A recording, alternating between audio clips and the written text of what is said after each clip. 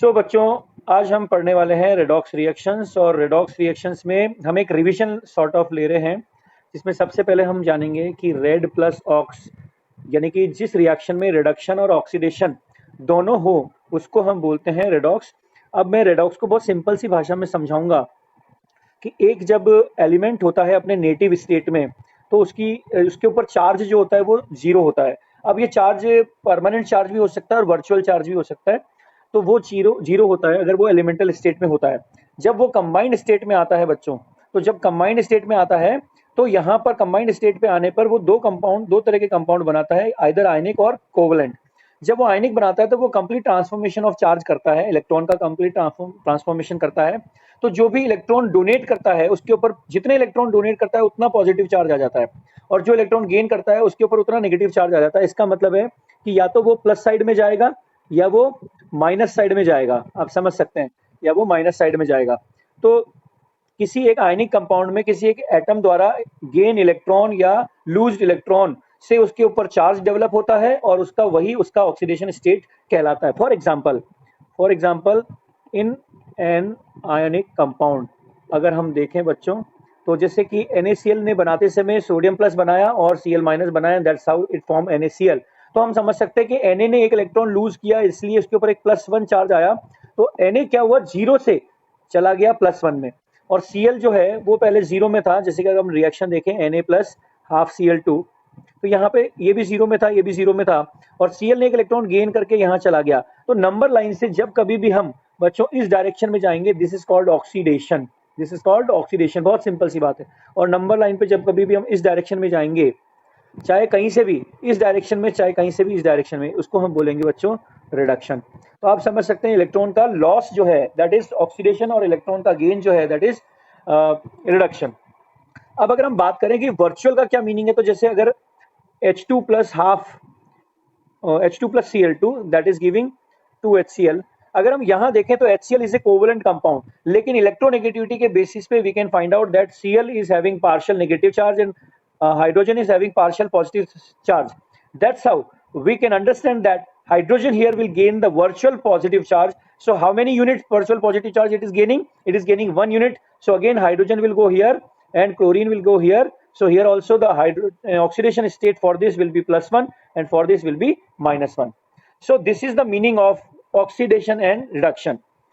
अब क्या ये जरूरी है कि हर रिएक्शन रेडॉक्स रिएक्शन होगी? तो हम कहेंगे कि नहीं, ऐसा नहीं है। फॉर एग्जांपल एक एग्जांपल देखते हैं नॉन रेडॉक्स का। नॉन रेडॉक्स रिएक्शंस भी होती हैं। जैसे नॉन रेडॉक्स रिएक्शन का एग्जांपल देखें, AgNO3 plus NaCl and that's how it gives AgCl का प्रेसिपिटेट प्लस NaNO3। यहाँ पे किसी का भी ऑक्सीडेशन स्टेट चेंज नहीं हो रहा है। तो कई सारी रिएक्शंस ऐसी भी होती है जहाँ पे ऑक्सीडेशन स्टेट्स में किसी में भी चेंज नहीं हो रहा है ड्यूरिंग दैट रिएक्शन किसी भी एटम के लिए, तो वो नॉन रेडॉक्स होगी। लेकिन जो रेडॉक्स होगी उसमें हम बोलते हैं कि अगर किसी का हो रहा है, फॉर एग्जांपल हमने लिया H2 plus half O2 and that is giving H2O। तो यहाँ पर अगर रिडक्शन हो रहा है किसी का, तो किसी का पक्का ही ऑक्सीडेशन हो रहा होगा। जैसे कि हम देखते हैं यहाँ पे कि हाइड्रोजन और ऑक्सीजन में अगर हम वर्चुअली चेक करें तो यहाँ पे डेल्टा नेगेटिव डेल्टा पॉजिटिव, या हम जैसे हम बोलते थे कि with respect to each bond we assign +1 and -1, तो will get +1 here, -1 here, +1 here, -1 here. So oxygen का हो गया -2 और इसका हो गया +1, इसका हो गया +1। तो इसकी ऑक्सीडेशन स्टेट, यानी हाइड्रोजन जीरो से कहाँ गया, +1 में, तो यहाँ हो गया ऑक्सीडेशन, और यहाँ ऑक्सीजन गया जीरो से -2 में, तो यहाँ हो गया रिडक्शन। अब एक लॉजिकल सी बात है, बिल्कुल लॉजिकल की बात है कि कोई इलेक्ट्रॉन अगर डोनेट करेगा तभी तो कोई गेन करेगा, या फिर यूं कह सकते हैं कि कोई गेन करेगा, इसका मतलब है कोई डोनेट कर रहा है। दैट मींस कभी भी रेडॉक्स में कभी भी ऐसा नहीं होगा कि कोई देने वाला सिर्फ दे के छूट गया और लेने वाला कोई है ही नहीं और मार्केट में जबरदस्ती किसी ने दे दिया। इसको बहुत सिंपल सी बात है कि हम किसी को मार्केट में पैसा तभी देते हैं जब बदले में कुछ सामान लेते हैं, यानी कि कोई लेने वाला होता है पैसा, तभी हम उसको पैसा देते हैं। यानी कि कभी भी रेडॉक्स में ऐसा कभी नहीं होगा, कोई ऐसी आपको रिएक्शन नहीं मिलेगी जिसमें खाली ऑक्सीडेशन हो गया। हाँ, हम एक ही रेडॉक्स को हाफ पार्ट करके लिख सकते हैं। जैसे मैं इसी रिएक्शन को अगर हाफ पार्ट करके लिखूं तो मैं बताऊंगा hydrogen gives 2H plus 2 electron, और फिर मैं दिखाऊंगा कि half O2 takes 2 electron, it forms O2 minus, and that's how we can say कि H2 plus half O2 giving H2O। हालांकि ये गलत दिखाया मैंने क्योंकि ऑर्गेनिक कंपाउंड है, ये सॉरी कोवेलेंट कंपाउंड है, और कोवेलेंट कंपाउंड में इस तरह से ये नहीं होता है। तो हम एक दूसरा एग्जांपल ले लेते हैं कि Na plus half Cl2 and giving NaCl। तो इसको हम हाफ पार्ट में दिखा सकते हैं कि Na first gave Na plus plus electron and Cl half Cl2 gained 1 electron and gave Cl minus, and that's how we got this is half। अब कौन सा हाफ, इसमें क्या हुआ है, तो इसको बोलेंगे ऑक्सीडेशन हाफ, ऑक्सीडेशन। और ये वाला कौन सा हो गया, रिडक्शन हाफ।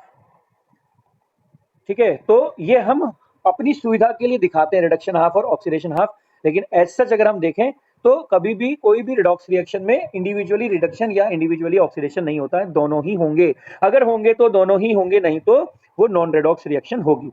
ठीक है, मेरी वॉइस क्लियर है बच्चों? Am I audible? Am I audible? Yes, okay. तो जिसको आवाज नहीं आ रही है बेटे एक बार चेक कर लो आप अपना, ठीक है। और कैमरा बंद कर दो प्लीज सब लोग, ताकि सबको बैंडविड्थ मिल सके। चलिए, ये तो रहा बेसिक रेडॉक्स का। अब जरा सोचने वाली समझने वाली बात यह है कि there is exchange of electron. कोई एक इलेक्ट्रॉन लूज कर रहा है, कोई एक इलेक्ट्रॉन गेन कर रहा है, तो मार्केट में जो एक्सचेंज है वो भी हमेशा इक्वल होगा। कहने का मतलब अगर किसी ने 5 इलेक्ट्रॉन लूज किए हैं तो somebody has to gain 5 electron. Yes, इसकी रिकॉर्डिंग मिलेगी। तो अब सोचने वाली बात यह है, एक छोटा सा एग्जांपल लेते हैं। जैसे मान लीजिए कि KMnO4 है, ठीक है, KMnO4 है, KMnO4 की रिएक्शन हो रही है मान लीजिए FeSO4 के साथ इन एसिडिक मीडियम, मान लीजिए H2SO4, and that's how it is giving MnSO4 plus Fe2SO4 whole thrice and plus some H2O plus K2SO4, right. अब मान लीजिए ये एक रिएक्शन है, इसको हमें बैलेंस करना है। तो बैलेंस तो बाद में करेंगे, उससे पहले हम ये समझते हैं कि हमें पता कैसे चलेगा कि ये एक रेडॉक्स रिएक्शन है, राइट। हमें पता कैसे चलेगा कि ये एक रेडॉक्स रिएक्शन है? क्या ये रिएक्शन खुद बोलेगी कि मैं रेडॉक्स रिएक्शन हूं? नहीं बोलेगी। तो फिर हमें पता कैसे चलेगा? तो इसका बहुत सिंपल सा लॉजिक है कि हमें ऑक्सीडेशन स्टेट निकालना आना चाहिए। ऑक्सीडेशन स्टेट निकालना हम सीख चुके हैं, आपके टीचर ने बहुत अच्छे से बताया है, और बहुत सिंपल से रिएक्शन, सिंपल से रूल्स हैं। कहीं कुछ नहीं समझ में आए तो मुझसे वैसे ही डाउट पे पूछ लेना, मुझे लगता है वो एक बहुत सिंपल पार्ट है।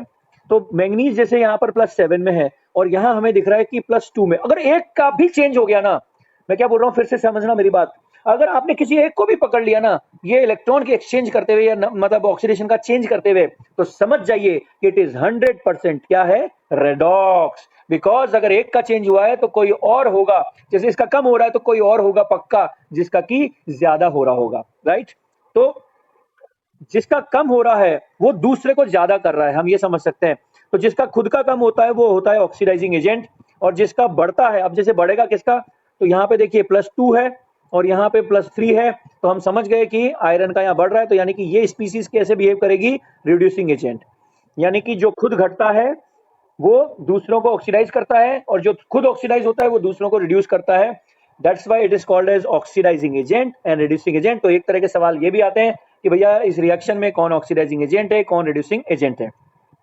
फिर एक तरह का सवाल ये भी आता है कि भैया पर मोल कितने इलेक्ट्रॉन, अब जैसे मेरा ये इंटरेस्ट है जानने में कि भाई KMnO4 ऑक्सीडाइजिंग एजेंट है, तो oxidizing agent always gains electron और reducing agent always loses electron. जो रिड्यूसिंग एजेंट है वो दूसरों को रिड्यूस करता है, खुद ऑक्सीडाइज होता है तो हमेशा इलेक्ट्रॉन लूज करेगा। अब मुद्दा ये आता है कि भैया इस रेडॉक्स में कौन कितने इलेक्ट्रॉन लूज कर रहा है। तो जरा हम देखें यहाँ पर किस किस का बदल रहा है। तो सबसे पहले KMnO4 में अगर देखेंगे तो पोटेशियम कभी नहीं बदलेगा, क्योंकि कंबाइंड स्टेट में अल्कैली मेटल्स की पहचान है कि वो हमेशा +1 में ही आएंगे।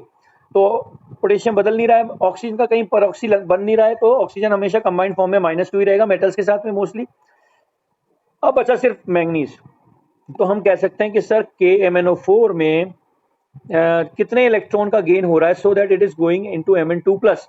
तो हम ये कह सकते हैं कि यहाँ पे +7 था, तो यहाँ पर पक्का इसने 5 इलेक्ट्रॉन पर मोल गेन किए होंगे। तो एक कुछ ऐसे सवाल भी आ जाते हैं कि बताओ इस स्पीसीज ने कितने मोल इलेक्ट्रॉन गेन किए हैं। अब जैसे मैं यही चीज बोलूं FeSO4 में कि FeSO4 में ये +2 था और ये बना रहा है Fe2SO4 होल थ्राइस, तो इसने कितने इलेक्ट्रॉन लूज किए होंगे। तो हम कह सकते हैं इसने सर 1 इलेक्ट्रॉन लूज किया होगा। यहाँ पे हम हाफ कर देते हैं अगर आपको बैलेंसिंग में इशू है तो हम कह सकते हैं कि पर मोल FeSO4 ने +2 से ये +3 में गया है। इंडिविजुअल ऑक्सीडेशन नंबर या इंडिविजुअल ऑक्सीडेशन स्टेट, हम एक सिंगल एटम पे बात करते हैं, तो +2 से पर आयरन पहले +2 था +3 हो गया, एक का चेंज आया तो हम कहेंगे 1। अब बड़ी इंटरेस्टिंग की बात है कि यहाँ हम देख रहे हैं 5 इलेक्ट्रॉन लूज कर रहा है, यहाँ अगला कह रहा है मैं तो एक ही खाऊंगा, मम्मी ने 5 चपाती बनाई है तो somebody has to consume that 5 chapatis. अब अगर आपकी डाइट 2 रोटी की है, इसका मतलब है कि आप जैसे 2.5 लोगों को वो खानी पड़ेगी। कहने का मतलब ये है कि अगर KMnO4 ने कहा भैया मैं तो 1 मोल कम से कम अगर आऊंगा तो 5 मोल इलेक्ट्रॉन दूंगा, या अगर 1 मॉलिक्यूल कम से कम आऊंगा तो 5 इलेक्ट्रॉन कम से कम दूंगा। और FeSO4 ने कहा मैं तो अगर आऊंगा तो मैं तो 1 इलेक्ट्रॉन लूंगा। तो फिर इसका मतलब क्या हुआ, बैलेंस कैसे करेंगे, कंजप्शन कैसे पूरा होगा? बहुत सिंपल है, हम इसको कर देंगे मल्टीप्लाइड बाय 5, यानी कि electron has to be gained as many as electron as they were loosed. जितने लूज हुए हैं उतने ही गेन होने पड़ेंगे, और नहीं है तो यही तो बैलेंसिंग है कि हमने कैसे FeSO4 को 5 से मल्टीप्लाई किया सो दैट इलेक्ट्रॉन बराबर हो जाए, लॉस और गेन बराबर हो जाए। That is how why we are doing the balancing and that is the basis of the balancing. तो आज मैं आपको जो बैलेंसिंग का मेथड सिखाने वाला हूं उसमें मेथड बैलेंसिंग का यही बेसिस यही है कि कैसे इलेक्ट्रॉन्स को हम बराबर करें। अब देखिए इसमें बैलेंसिंग के 2 तरीके होते हैं, एक ऑक्सीडेशन मेथड, ये मुझे हमेशा अच्छा लगता है, और एक आयन इलेक्ट्रॉन मेथड जो मुझे थोड़ा मेरा कम फेवरेट है। Oxidation method is my more favourite. तो जरा ऑक्सीडेशन स्टेट से भी इसको हम रिएक्शन को बैलेंस करेंगे और हम इसको आयन इलेक्ट्रॉन से भी बैलेंस करेंगे। तो let's learn about oxidation method. तो मान लीजिए कि हमने ये रिएक्शन दे दी है KMnO4 plus FeSO4 plus H2SO4 acidified medium में, and that is forming K2SO4 plus MnSO4 plus Fe2SO4 whole thrice plus H2O। ठीक है, रिएक्शन थोड़ी लंबी है इसलिए मैंने ऐसे लिखा है। अब देखो बच्चों, स्टेप 1, इसमें स्टेप 1 क्या है,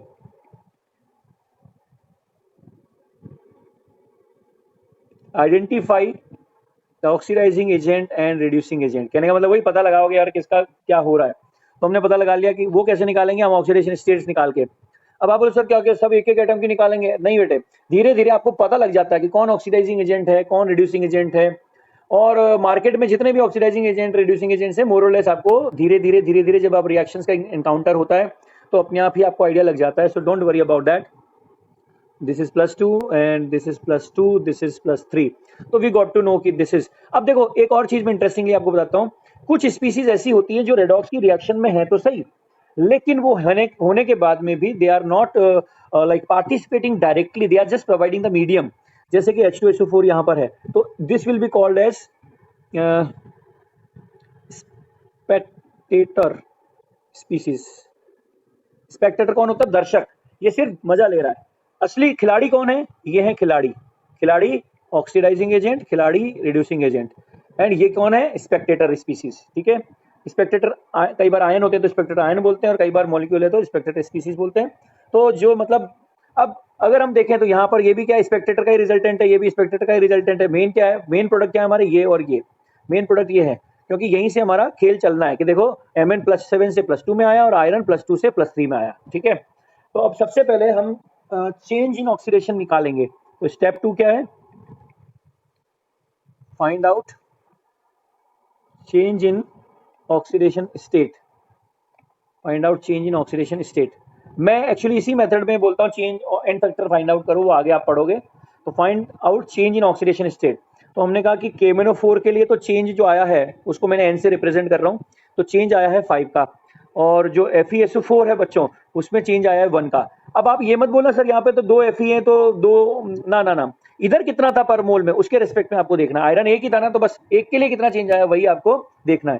तो KMnO4 के लिए 5 का था और FeSO4 के लिए 1 का था। ठीक है, असली खिलाड़ी यही थे। अब आपको क्या करना है? Step 3, cross multiply by the change in oxidation states. कैसे? यानी कि हम ये कहना चाह रहे हैं n इसके लिए 1 था ना, उसके लिए इसको करो और इसके लिए इसको करो। तो हम क्या करेंगे? क्रॉस मल्टीप्लाई कर दिया, तो यहां पर देखो क्या आ गया, KMnO4 और +5 FeSO4। अब देखो कई बार बच्चों सुविधा के लिए ना, हम जैसे हमको पता है कि यार 5 आयरन है और अंदर जाके वहां पे 2 आयरन, तो यहाँ 5/2 लिखना पड़ेगा।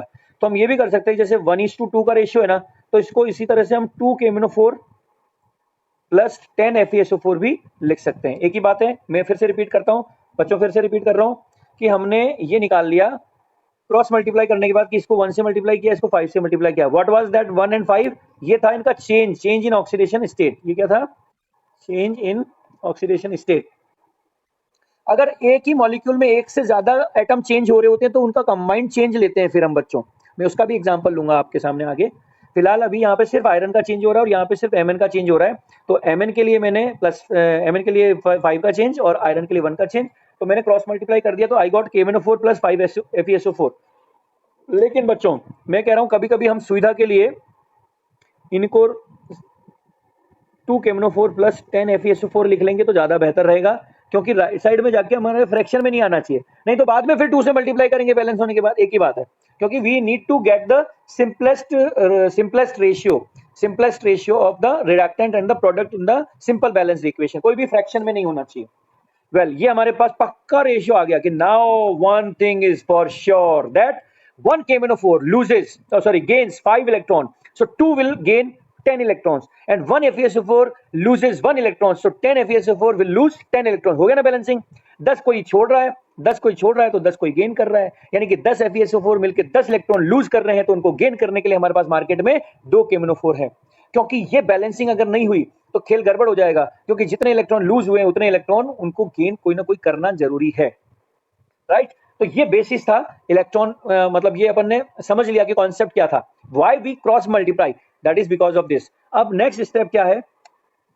Step 4, balance atoms other than oxygen and hydrogen first इसलिए लिखा ताकि कोई ये ना बोले सर ऑक्सीजन हाइड्रोजन को बैलेंस नहीं करेंगे, नहीं करेंगे, लेकिन पहले अपन को ऑक्सीजन हाइड्रोजन से हटके बाकी जो दूसरे एटम्स हैं उनको बैलेंस करना है। तो देखिए मैंने यहाँ लिखा 2 KMnO4 प्लस 10 FeSO4। अब प्रोडक्ट साइड में हम क्या लिखेंगे? K2SO4, तो देखो पोटेशियम बैलेंस हो गए, प्लस 2 MnSO4, तो मैग्नीज बैलेंस हो गए, यहाँ पे मैंने 2 लगा दिया, ठीक है। और क्या चीज मेरे को बैलेंस करनी है? आयरन। तो आयरन किस में जा रहा है? प्लस 5 Fe2SO4 होल थ्राइस, तो देखो यहाँ पे मैंने 5 लगा दिया, 5 2 10। अब जरा देखिए सल्फेट हमारे पास कितने हो गए राइट हैंड साइड में। अब हमने सब बैलेंस कर दिया राइट हैंड साइड में, सारे एटम्स बैलेंस कर दिए, तो उस दौरान सल्फर कितने हो गए? यहाँ पे देखिए 2 सल्फर दिखा आपको, यहाँ पे 5 या 15 सल्फर, तो 2 और 15 और एक यहाँ पे देखो, एक यहाँ पे सल्फर, 2 यहाँ पे सल्फर और 15 यहाँ पे सल्फर, तो कितने हो गए टोटल? 18 सल्फर। कितने हो गए बच्चों? 18 सल्फर। अब जरा देखो 18 सल्फर में से 10 सल्फर यहाँ से आ रहे हैं, तो बाकी के 8 कौन सप्लाई करेगा? तो उसके लिए हमने ले लिया H2SO4। बाकी के कौन करेगा? H2SO4। तो H2SO4 ले लिया हमने। अब ये हमने इस तरह से देखो मैंगनीज को बैलेंस कर लिया, आयरन को बैलेंस कर लिया, सल्फर को बैलेंस कर लिया, ठीक है, और पोटेशियम को बैलेंस कर लिया। अब हम आएंगे स्टेप 5 पे। Step 5, balance oxygen and hydrogen as per medium के हिसाब से हमको करने हैं। अब मैं आपको यहीं पे देखो मिक्स कर दे रहा हूं दोनों मेथड को, मैं आपको जो मेथड बता रहा हूं बस इसी मेथड को अपने को यूज करना है हर बार। Balance oxygen and hydrogen as per medium, तो पहले हम बात करते हैं एसिडिक मीडियम अगर हो तो क्या होना है। अब पहला यहाँ पे सवाल आता है सर पता कैसे चलेगा कि एसिडिक मीडियम है? तो देखो मैं आपको बताता हूँ, 3 तरीके हैं जैसे पता चलेगा। पहला तरीका है तो वो खुद ही बोल दे कि बैलेंस इन एसिडिक मीडियम। दूसरा तरीका है कि पूरी रिएक्शन में लेफ्ट हैंड साइड में, रिएक्टेंट साइड में या प्रोडक्ट साइड में कहीं पर H+ आयन दिया हो, मतलब रिएक्टेंट साइड पे दिया हो या H+ आयन दिया हो, या फिर कोई एसिड दिया हो, जैसे HCl दिया हुआ है, H2SO4 दिया, जैसे इस रिएक्शन में हम देख सकते हैं H2SO4 दिया हुआ है, तो हम समझ सकते हैं दिस इज एसिडिक मीडियम, ठीक है। और तीसरा तरीका क्या है कि जहां कुछ भी नहीं दिया हुआ है, ना कोई एसिड है ना कुछ है, तो वहां पे आप बाय डिफॉल्ट एसिडिक मीडियम लेके चल लो, ठीक है। That's how we get to know acidic medium में अपन को इसको बैलेंस करनी है। तो चलिए ये जो KMnO4 वाली रिएक्शन मैंने लिखी है 100% मुझे पता चल रहा है कि यहाँ पे H2SO4 दिया हुआ है, तो डेफिनेटली ये एसिडिक मीडियम में होगी। अब एसिडिक मीडियम में पहले हम बैलेंस करेंगे फॉर ऑक्सीजन। ऑक्सीजन को कैसे बैलेंस करेंगे? Add H2O molecule to suffice the oxygen wherever it is less। अब आप बोलोगे इस तरह ये क्या बात हुई, कम तो ऑक्सीजन है और आप तो H2O जोड़ रहे हो तो हाइड्रोजन नहीं बढ़ जाएंगे। तो हम कहेंगे कि चिंता मत करो, इसीलिए हम पहले ऑक्सीजन को बैलेंस कर रहे हैं, बाद में हाइड्रोजन को बैलेंस करेंगे। तो अब कितने वाटर मॉलिक्यूल जोड़ रहे हैं, ये बहुत सिंपल है, जितने ऑक्सीजन कम पड़ रहे हैं, और हमको पता है एक वाटर मॉलिक्यूल में एक ऑक्सीजन होता है, तो जितने ऑक्सीजन कम पड़ रहे हैं उतने ही ऑक्सीजन आप उसमें जोड़ दीजिए, लेफ्ट हैंड साइड में या राइट हैंड साइड में, डिपेंडिंग अपॉन जहां कम पड़ रहे हैं। और हाइड्रोजन के लिए क्या करेंगे, और हाइड्रोजन, ये मैं बात कर रहा हूं एसिडिक मीडियम में, एड H+, ठीक है, टू सफाइस द हाइड्रोजन। जहां पे भी आपको हाइड्रोजन कम पड़े वहां H+ जोड़ दो। अब आप बोलोगे सर ये क्या बात हुई, कम तो हाइड्रोजन पड़े आपने जोड़ दिया H+, तो क्या चार्ज अनबैलेंस नहीं होगा? तो हम क्या बोलेंगे, यू डोंट वरी। हम क्या बोलेंगे, यू डोंट वरी। क्यों? क्योंकि जब आप ऐसा करोगे तो आप देखोगे एट द एंड सब कुछ बैलेंस हो चुका होगा। सो लेट्स ट्राई, इसको ट्राई करते हैं, लेकिन बेसिक मीडियम वाला हम बाद में ट्राई करेंगे, नहीं तो फिर कंफ्यूजन हो जाएगा। तो अब जरा देखो इस रिएक्शन को मैं यहां से कॉपी कर लेता हूं, और इसी रिएक्शन को हमको कंटिन्यू करना है। तो चलिए ऑक्सीजन को बैलेंस करते हैं। So let's balance O and H atoms. तो देखिए इधर काउंट करते हैं जरा ऑक्सीजन एटम की तरह, ऑक्सीजन इन लेफ्ट कितने हैं, देखो 2, यहाँ पे ये गलती मत करना, जैसे यहाँ 4 है और यहाँ आगे 2 मोल है, तो 2 4 जा 8, 8 प्लस 10 4 जा 40 प्लस 8 4 जा 32, टोटल कितना हो गया 80। अब O इन राइट है ना, राइट साइड देखें तो 4 प्लस 2 4 जा 8 प्लस, देखो यहाँ 4 दिया 12, 12 5 60, सही से कैलकुलेशन करना। देखो सल्फेट के एक सल्फेट में 4 और बाहर है, सल्फेट के बाहर है 3, तो 3 4 जा 12 और बाहर सबसे बाहर लगा हुआ है 5, तो एक मॉलिक्यूल में अगर 15 है तो 12 है, तो 5 मॉलिक्यूल में कितने हो, 12 5 60, कितना हो गया भैया 8 और 4 12 72। कितने कम पड़ रहे हैं in right side, in right side there are 8 oxygen less. तो फिर क्या करेंगे, देयरफॉर, ठीक है, हमने यहाँ पे 8 H2O जोड़ दिया, करेक्ट, 8 H2O जोड़ दिया, therefore add 8 H2O to right side. अब क्या करेंगे, अब हाइड्रोजन बैलेंस करेंगे, तो लेट्स बैलेंस, किसी का माइक चालू है बेटे, माइक बंद कर लो। Let's balance hydrogen atoms.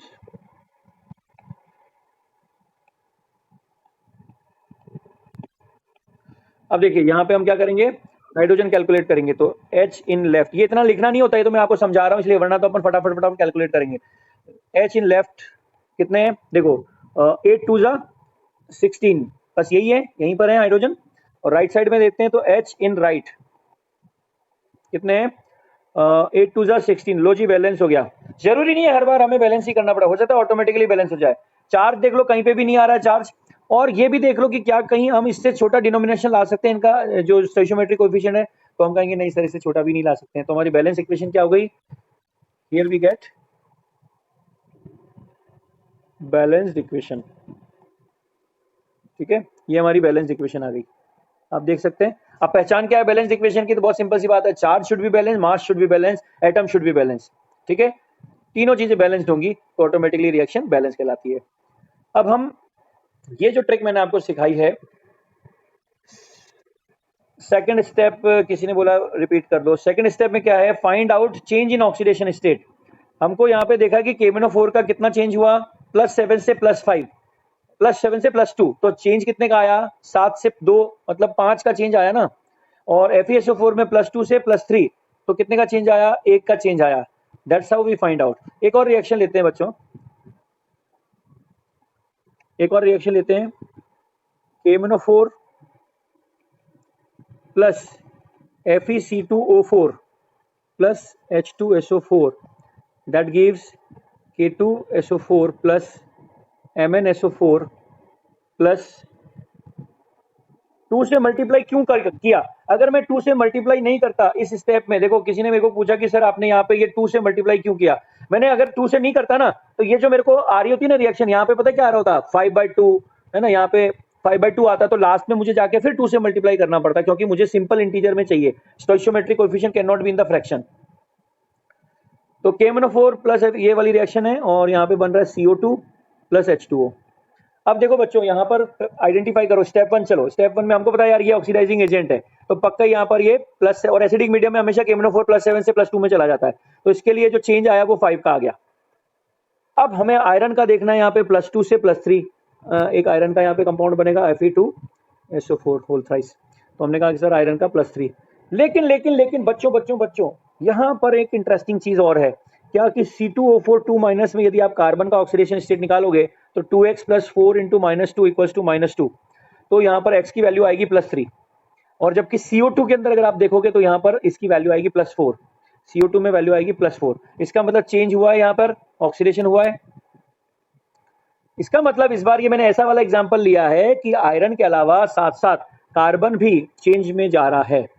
अब मुझे इसके लिए टोटल चेंज निकाल के बताओ, इस रिड्यूसिंग एजेंट के लिए total change in oxidation state निकाल के बताओ फटाफट, चैट पे लिखो कितना चेंज आएगा टोटल पर मॉलिक्यूल, कितना चेंज आएगा? Come on fast. Very good. Disha गलत है, Arnav correct, Harshit correct, Anant correct, Harsh correct. Okay done. अब जरा देखो क्या गलती करी है दिशा ने, वही गलती ज्यादातर लोग करते हैं कि सर आयरन गया +2 से +3, तो एक का चेंज। बिल्कुल सही। पता है एक का चेंज क्यों लिया? क्योंकि आयरन यहाँ एक ही था, तो एक के लिए एक का चेंज, तो एक के लिए एक का चेंज होगा ना। लेकिन कार्बन के लिए देखिए आप, तो +3 से +4 एक का चेंज, पर कितने कार्बन थे? जैसे घर में सपोज करो, एक घर में एक आदमी की इनकम 1 लाख रुपए है, लेकिन 2 लोग हैं जो 1 लाख रुपए कमा के ला रहे हैं, तो घर की इनकम कितनी हो जाएगी? 2 लाख रुपए। समझे? तो यहाँ पर कमाने वाले 3 हैं या लूज करने वाले 3 हैं। आयरन भी एक इलेक्ट्रॉन लूज कर रहा है, कार्बन भी एक इलेक्ट्रॉन लूज कर रहा है, पर there were 2 carbons, that's why both carbon will lose 1 each, so total 2 electrons will be lost by carbon and 1 electron will be lost by iron, so total loss of this FeC2O4 species reducing agent will be 3। ये 3 वाली बात समझ में आ गई सबको? कहीं कोई दिक्कत तो नहीं है? क्योंकि मैंने एक बार फिर से बता देता हूं कि आयरन भी ऑक्सीडेशन में जा रहा है, साइमल्टेनियसली कार्बन भी ऑक्सीडेशन में जा रहा है, और कार्बन भी +3 से +4 में जा रहा है। एक के लिए एक का चेंज, एक कार्बन के लिए +3 से +4 का चेंज, एक का चेंज, एक आयरन के लिए +2 से +3 का चेंज, एक का चेंज। लेकिन कार्बन कितने हैं टोटल? तो देखो एक आयरन, एक कार्बन, ठीक है। अब आप टोटल चेंज निकालेंगे, एक इसके लिए, एक इसके लिए, एक इसके लिए, तो टोटल चेंज कितना हुआ बच्चों? 3। समझ में आ गया नंदिका? और जो लोग बच्चे जिनको नहीं समझ में आया, क्लियर हो गया अभी कि 3 कैसे हुआ? करेक्ट।